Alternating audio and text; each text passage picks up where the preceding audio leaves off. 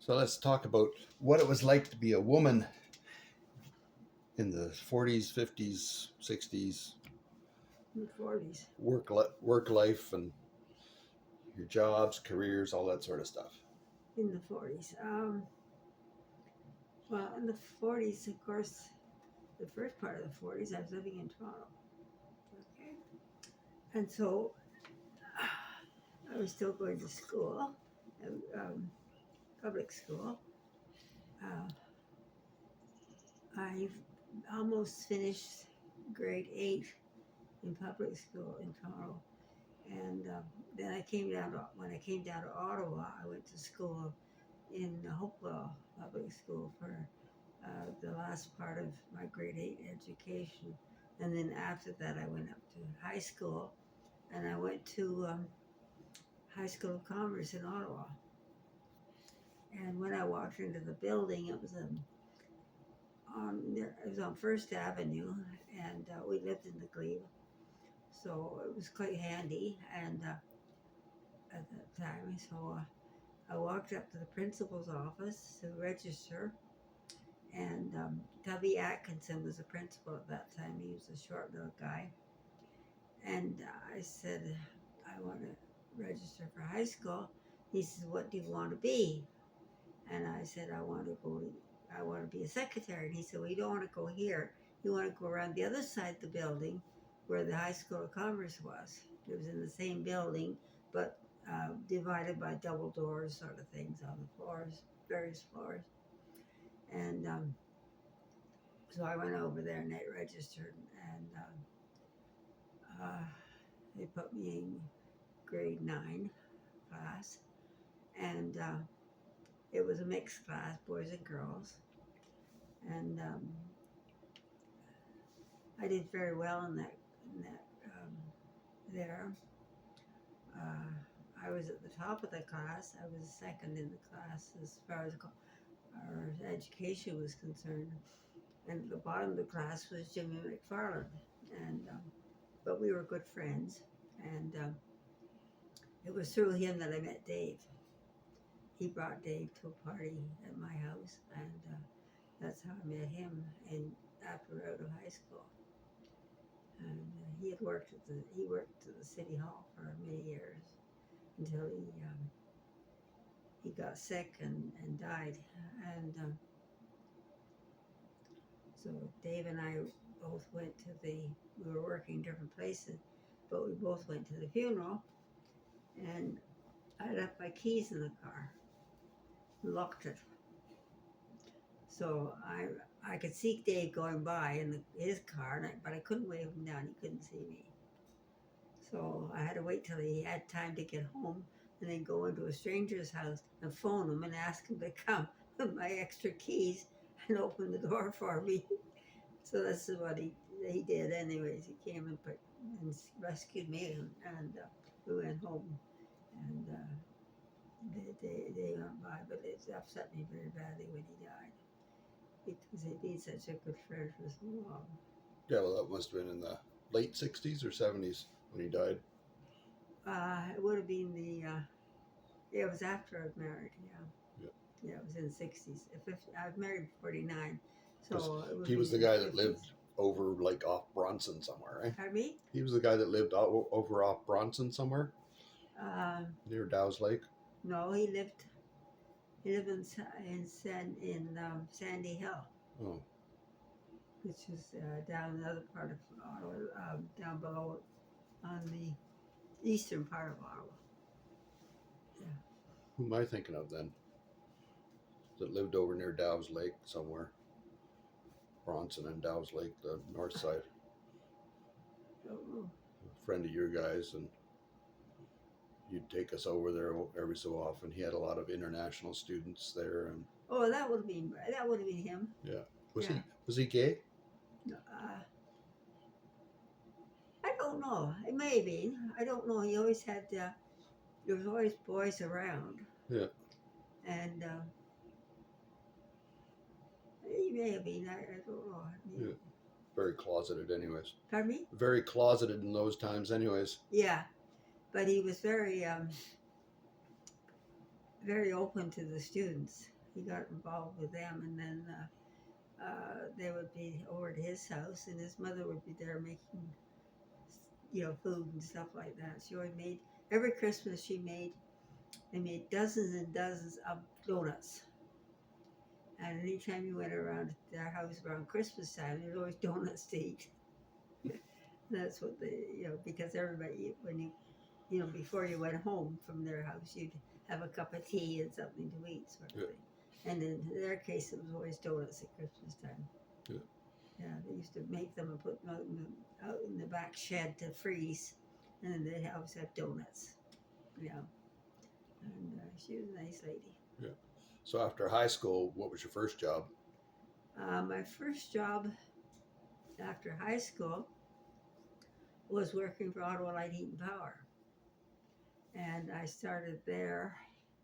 No, I worked in a lawyer's office for a little bit, and they were paying me $60 a month, and then someone else came in to the job, who was a friend of mine, and she got a job in the same office, and she was paid $70 a month. So I asked for a raise, and I didn't get it, so I quit. So, anyways, I phoned the school vocational office, and they started me off. They encouraged me to go to the Ottawa Light Heat and Power, which is in the same building, and it was on Spark Street, 56 Spark Street. I could see it in those pictures of the crowds at Remembrance Day yesterday when I was there watching on the TV. The building's still there, and I worked in another. So that was the second office I worked for in that building. This was on the ground floor, and in there I worked as a secretary to Hap Schuldice, who was he was also a referee on the football teams.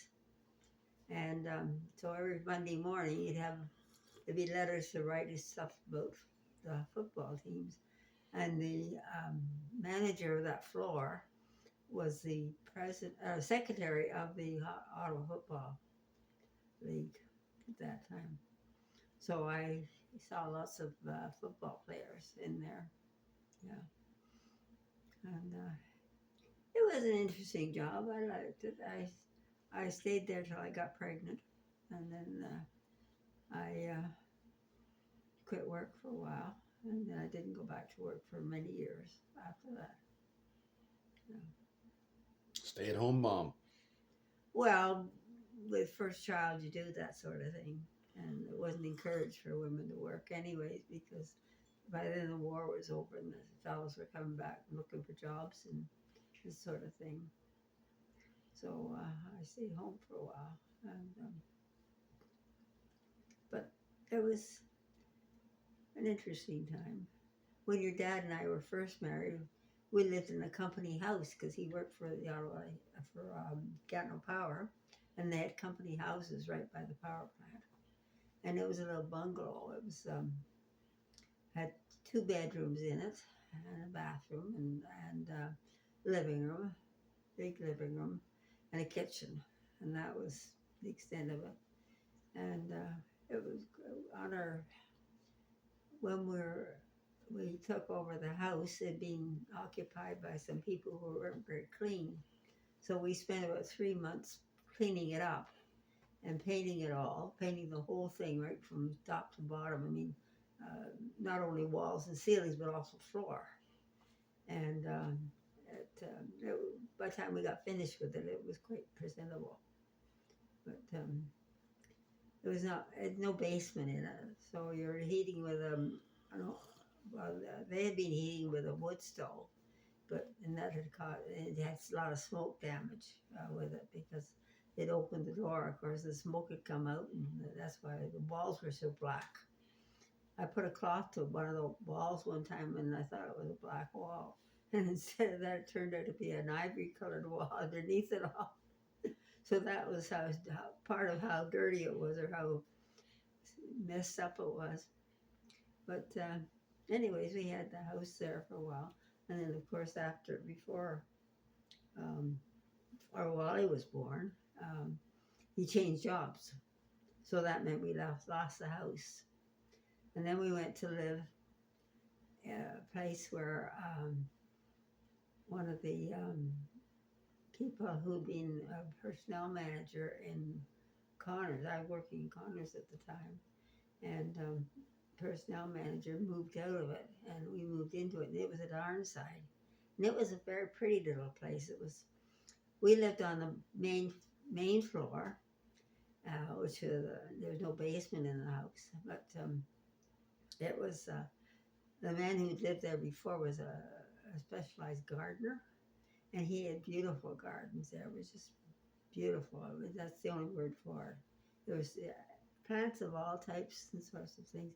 And he had built that house. And then he built the house, another house beside it, and then sold it to some people. So that's why how we got the bottom half of the house.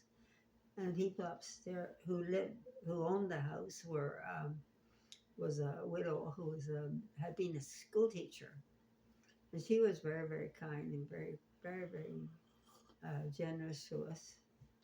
And it was a nice place to live. And then eventually we got to the point where we thought we'd have another child, and then we knew that that place wasn't big enough because there was only the one bedroom in it. And so we started building the house over in Pine Glen. And we worked on that for a long time before it was actually finished, but we moved in before it was finished. And it was we didn't have a basement. It was all sand in that area. So the basement was all sand. And so it was a great place for Wally to play with his trucks and stuff downstairs in the sand, because he could make all sorts of roads and, all sorts of diversion sort of thing, just like a playground type of thing downstairs for him. Um, and And then when we retired, of course, we decided somewhere else we'd go. And we had been coming up here. We were looking to buy land with the idea of buying it and selling it to make a profit on it. We'd done that on another piece of property that we bought in Pine Glen, and we've done quite well on it. And so we had some capital to invest, and land was a good thing to invest in. So we came up and we bought this land here. And I think we paid $7,500 for it, for the 100 acres. And well, it's actually 99 point something or other, but it's two parcels of land on the Opeonga Road. And so then we started building this house, and of course we lived several places, so we knew that there was other what design we wanted for the house. And this house is almost a cube shape, which is the most efficient for heating and cooling. And that's why it has a three layers of room sort of thing. It's yeah. I think your father enjoyed living here. I know I did. Yeah. I've always lived here. At least I've always enjoyed living here. The neighbors are very nice. At one time they used to go hunting at this time of year, and he was invited to go hunting with the guys, and he enjoyed that. And they'd all end up over at Rose's house, and he would come home for lunch and that, but the rest of the gang would be over there at Rose's, and some of them would stay there, and then they'd go out early in the morning for the hunt. And nice bunch that were hunting. There doesn't seem to be any hunting going on around here now at all, from what I can see. Yeah. But of course, there doesn't seem to be too many animals. I don't know why. They just aren't around as much as they used to be at one time. Yeah. When we first moved here, we had a big garden, and we still have the equipment for it to make the garden and that, because we got a rototiller and that type of thing to plow with, and